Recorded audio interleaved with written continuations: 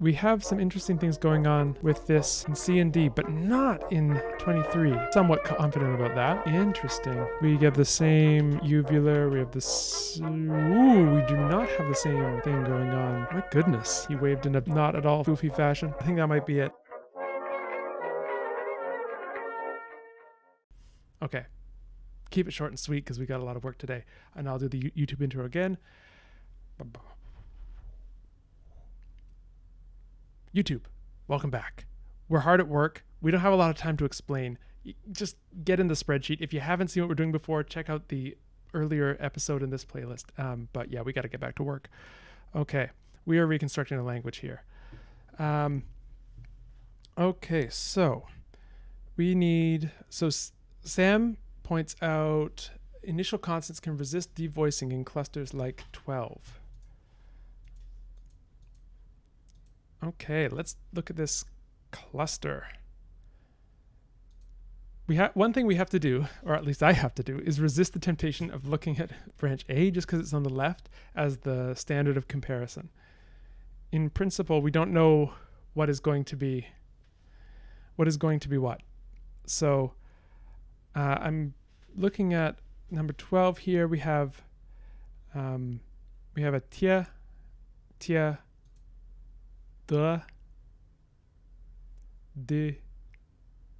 de. So let's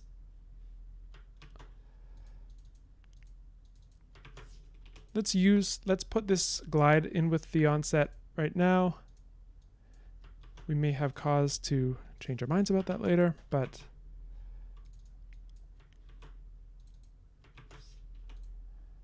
and then NF, NF, NF. Okay. So we have, let's follow our intuition a little bit. I think we're dealing with a proto-K that is having divergent outcomes due to its environment in C and F here. So somewhat confident about that. Here, I think if we're going to go with K, then I think we should also go with Ba. Or sorry, Pa. Ba.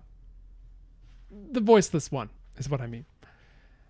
And then we have to explain why the pattern of voicing in C and D here, oops, that's not what I wanted to do. C and D here are different. And we have the same pattern of voicing in C and D, but not in 23. Why? Why is this pongi? Is this dissimulation because there's a later voiced stop? Maybe. Let's see if we can find any other instances. Any other instances where the voicing pattern is different. Okay. A and H seem to have rhotic reduction, where in D and D they seem to have undergone a consonant shift. All right, let's look at what we're talking about here. Yes.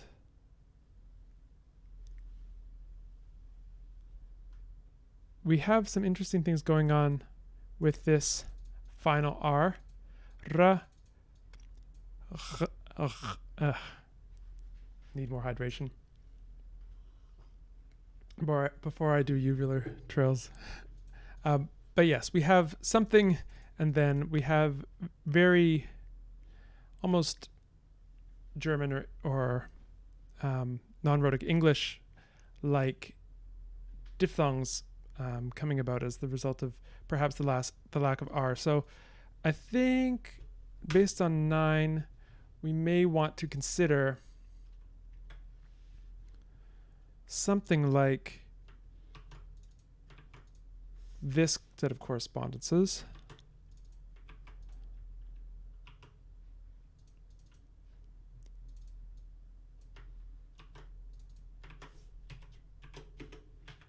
So we have an off glide in A, we have the uvular rhotic in B, we have the coronal rhotic in C, we have vowel lengthening in D, we have the retroflex lateral in E,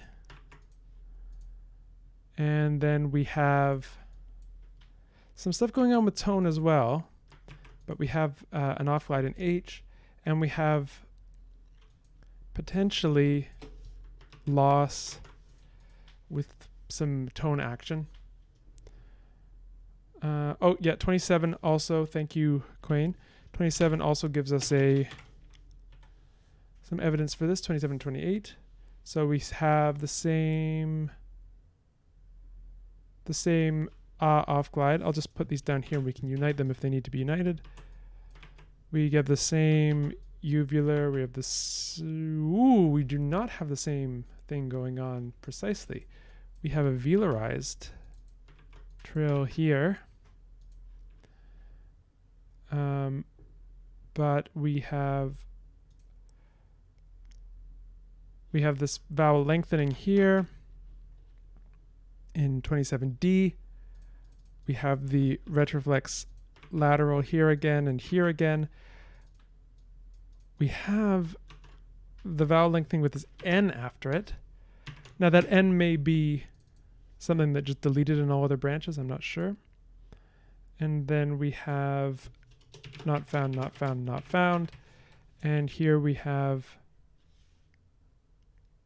let's go back up to 9. We actually have a ra found in G and nothing found in F. So slightly different.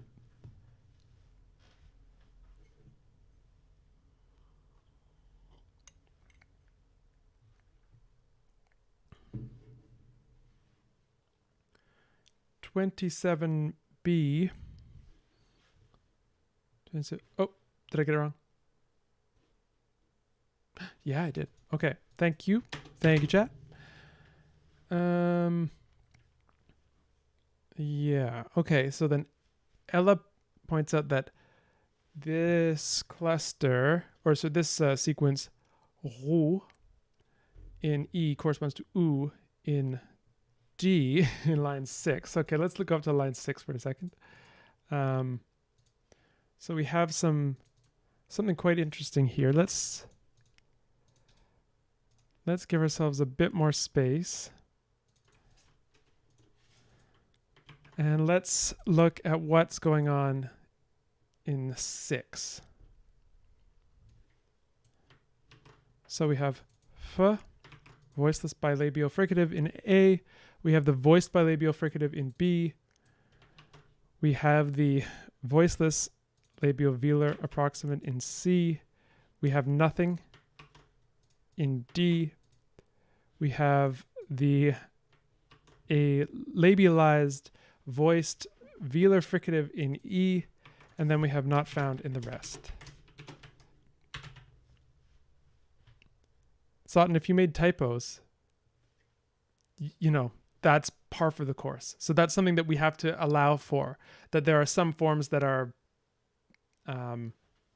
that may be erroneous, or maybe the result of borrowing, or maybe the result of dialect mixing or something like that. So if you get something that fits 100%, I mean, that's great, but it's unlikely to happen. So we have to allow for some play. Okay. So let's see. This 6, this is a really interesting cognate set. Is there anything like it? Anything else that looks vaguely like that? I'm looking through here and I don't see anything, at least in the initials.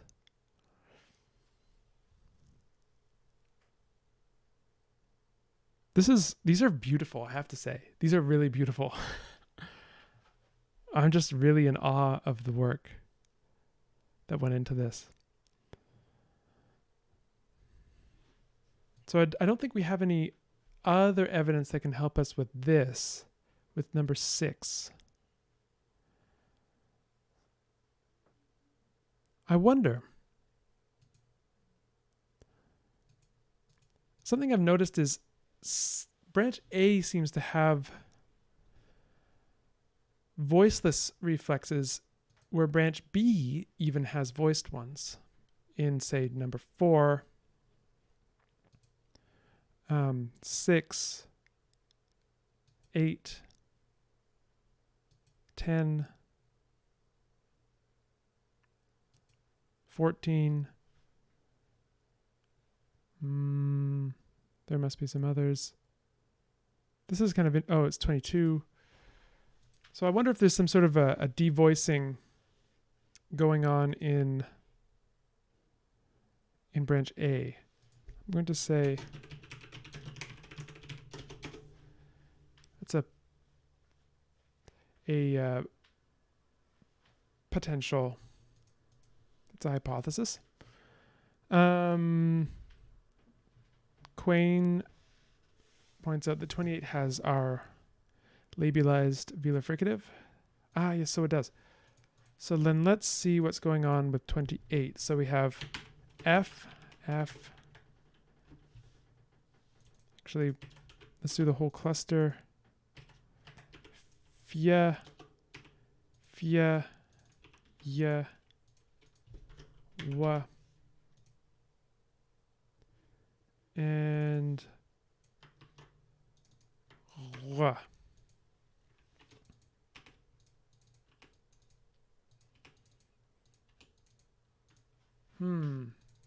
Interesting. Not quite sure what to do with that yet.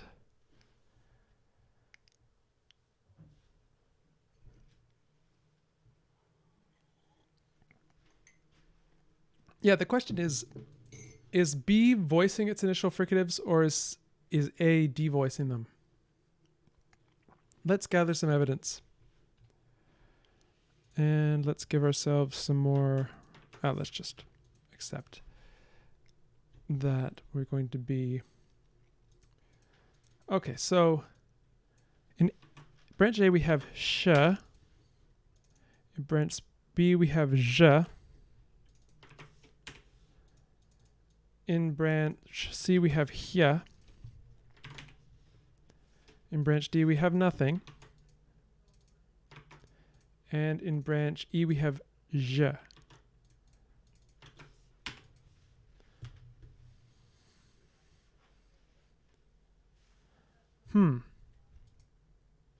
What I almost feel like doing is setting up something like sia.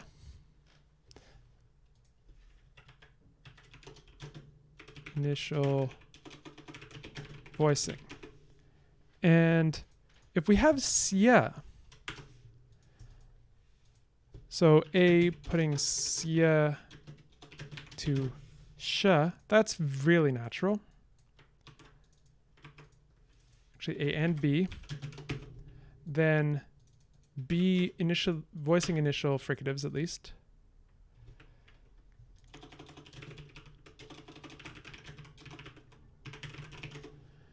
So that would give us sh and zh. And then C going from S to H would give us hya. And then E losing S, so S deleting word initially, would feed into the word initial fortition of ya to zh. And I think that will get us this entire cognate set. Now we just have to see if it works with anything else. We also have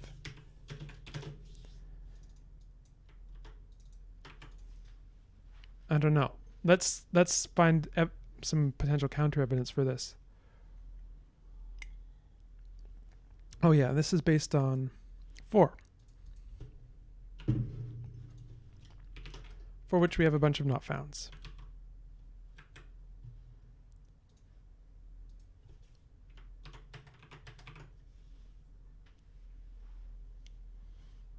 Okay. I see some good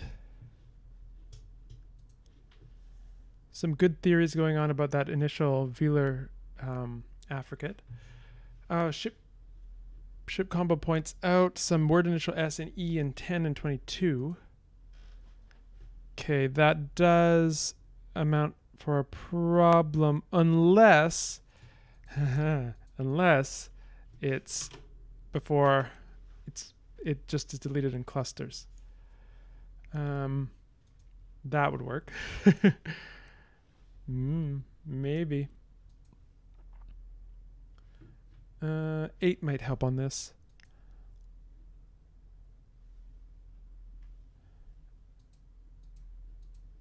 Aplua. Abdur. Achtor. Pado. Interesting. It looks like we have some metathesis going on here.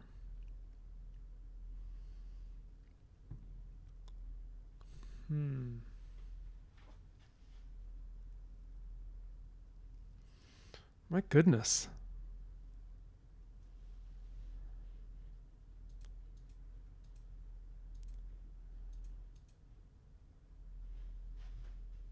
Yeah, it looks like branch D has, branch D has some metathesis.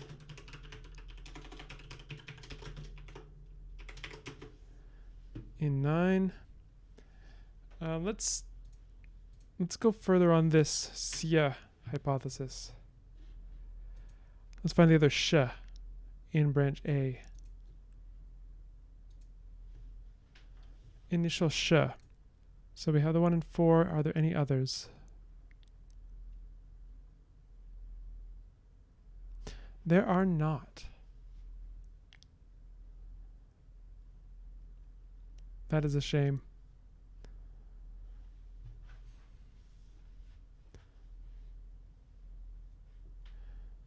Okay, so no word initial T in B. Interesting. Interesting. No word initial T in B.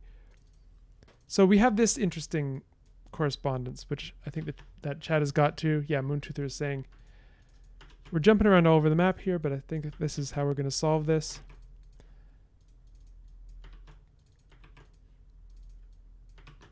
So we have T, T, T, and then aspirated T, and then some not founds in 26.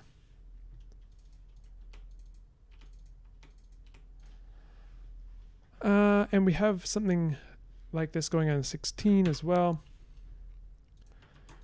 We have tla, tha, then we have tswa or tsa here, ta, and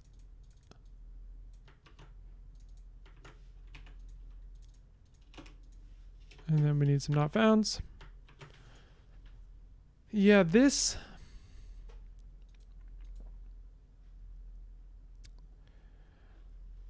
could be an initial ta.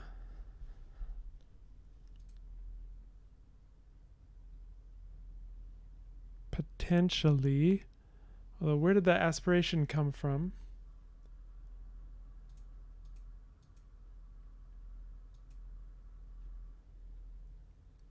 It doesn't really contrast with anything. So maybe it just becomes aspirated. Yeah, that's possible.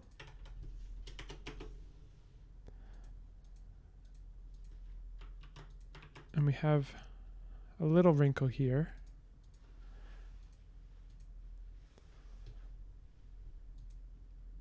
So far, what does our inventory look like? Pataka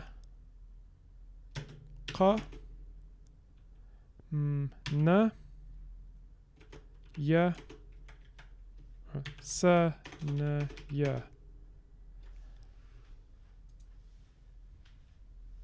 Initial S in line 20 seems stable. Line 10. All right, so then we have S, Z, S, S, S.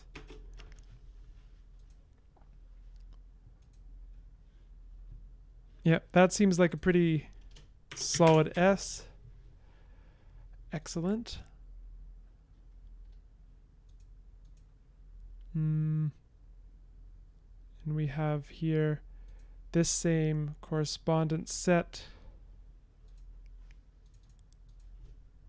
2 and 26.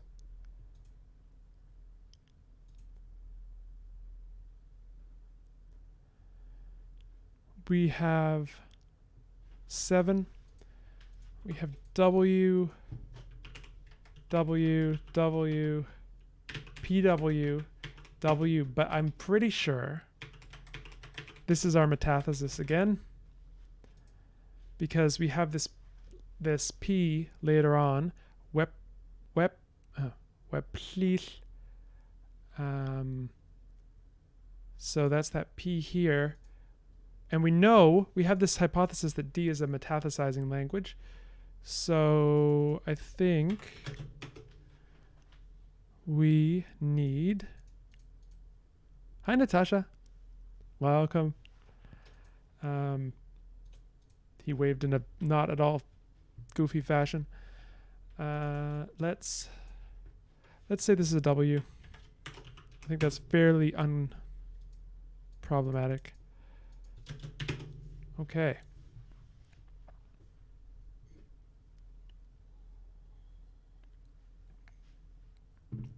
Quain points out the E seems to have a chain shift where we go from T to aspirated T and D to T. What's the D to T from? Where did we get that evidence? Maybe from this tool. And from this, yeah, maybe we have debuccalization in A and B, devoicing in C and E. So I think that's what's going on. So we have D going to glottal stop. Here, going to optional T here. I don't know if this is like a French liaison type scenario, but be something like that. There we go. 12. Yeah, 12. That's a good point. I think this is solid. I think we've got...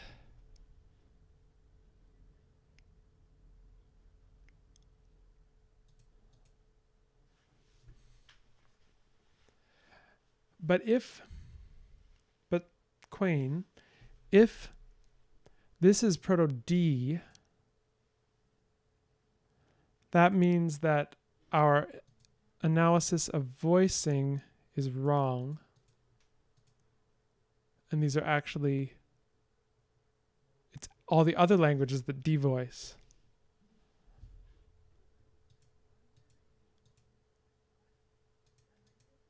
And that, yeah, and that B, G, or uvular G is actually initial. I think that might be it. So if we go A, B, and E,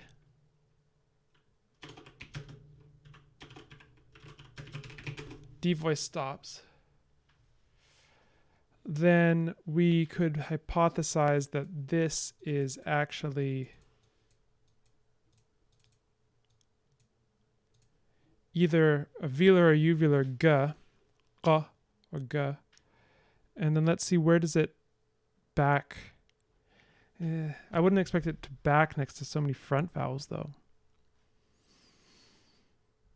So maybe it is a uvular. Maybe it is actually this.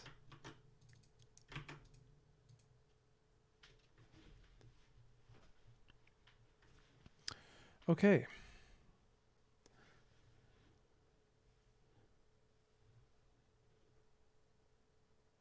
And in that case, maybe this P is actually a B.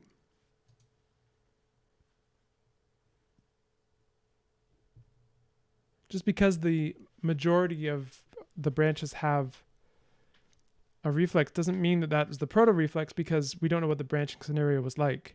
Perhaps there was a branch like this really early, then this language devoiced everything and then had, many, many different branches, very prolific. And this other branch only comes down with one. We wouldn't be justified in using the fruitfulness of the other branch in terms of the number of sub-branches or languages it gave off to make that decision. Okay, I'm missing some things from the chat. The deglottalization, thank you Fresh Fruit Tea, is in 17. Yeah, it's exactly the same.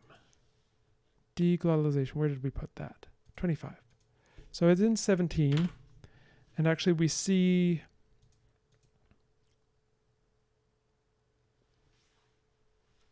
it drop out altogether and maybe leave long vowels, not sure.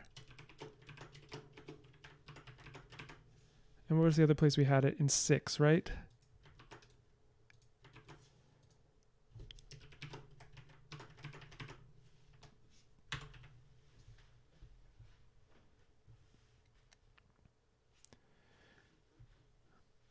A, B, C, D, E, and F, G, H. Yeah, it does seem like F, G, H are clade.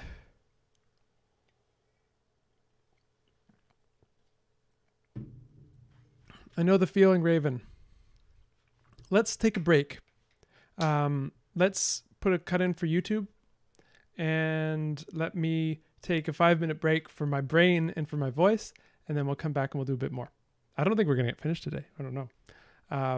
Okay, so YouTube. Bye, YouTube. See you next time. Come back. We're going to do more of this. You know what's going to happen. And yeah, big thumbs up. Big thumbs up to everyone involved in this. This is great stuff. Okay, see you next time.